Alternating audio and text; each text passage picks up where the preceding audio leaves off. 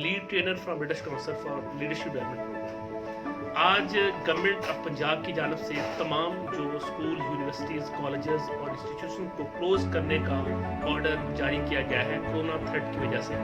पूरी दुनिया में एक इंटरनेशनल थ्रेट के तौर पर जो हमारे सामने एक वायरल डिजीज़ आई है कोरोना के नाम से, उस वजह से कि ताकि कहीं ये एपिडेमिक सी वबा हमारे पाकिस्तान के अंदर भी फैल ना जाए।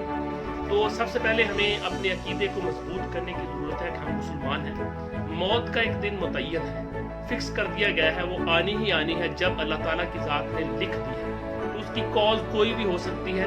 अगर खुदा न खास्ता अल्लाह ताला की ज़ात ने हमारी डेथ कोरोना से लिखी है तो वो आ जाएगी, लेकिन अगर नहीं लिखी, जो भी कॉजेज़ अल्लाह ताला की ज़ात ने हमारी तकदीर के साथ रिलेट किए हैं वो आने ही आने। तो हमें अपने अकीदे को मजबूत रखना चाहिए। हमें बिल्कुल ज़्यादा घबराने की और हेजिटेट होने की ज़रूरत नहीं है। जस्ट अपने आप को, अपने अल्लाह पे यकीन को मजबूत करने की ज़रूरत है। लेकिन इसके साथ साथ प्रिकॉशनरी मेजर्स, दुआ, प्रिकॉशनरी मेजर्स को ऑप्ट करना भी एक सुन्नत अमल है, उस पर भी अमल किया जाए कि हमें कैसे कोरोना से बचा जा सकता है। सबसे पहले मेन चीज़ जो है, हम अल्हम्दुलिल्लाह मुसलमान हैं, 5 वक्त जब हम नमाज पढ़ते हैं, हम प्रॉपरली अपने हैंड्स को जब वॉश करते हैं कोहनियों तक, तो तमाम इस तरह के जो वायरसेस वगैरह होते हैं वो सारे उतर जाते हैं। कोशिश की जाए कि 5 टाइम नमाज पढ़ी जाए। उसके साथ साथ कोरोना का जो वायरस है ये डायरेक्ट जाके हमारे रेस्पिरेटरी सिस्टम को अटैक करता है और हमारे गले के अंदर जाके रुकता है। हमें चाहिए कि मास्क का इस्तेमाल करें।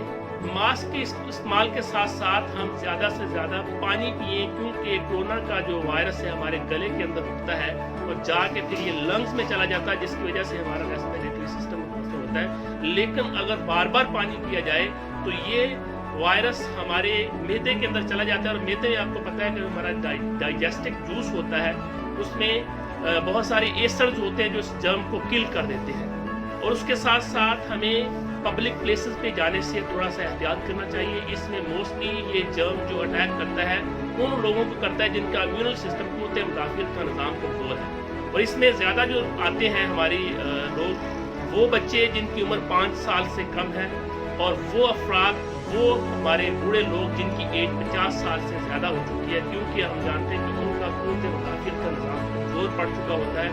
उन पे अगर खुदा न खास्ता कोरोना का अटैक हो जाए तो उनके रिकवरी के चांसेस कम हैं। लिहाजा अब हमने अपने इम्यूनल सिस्टम को मजबूत करने की कोशिश करनी है। वो डाइट्स लेनी है, वो चीज़ें हमने इस्तेमाल करनी है जो हेल्दी फूड हो। जंक फूड से, फास्ट फूड से थोड़ा सा इज्तनाब करना है, क्योंकि जंक फूड खाने से, जैसे ये हो गए हम कुरकुरे वगैरह खाते हैं या साथ में लेज़ वगैरह, ये हमारे इम्यूनल सिस्टम को कमज़ोर कर देते हैं, हमारी एनर्जी को मिनिमाइज़ करते हैं।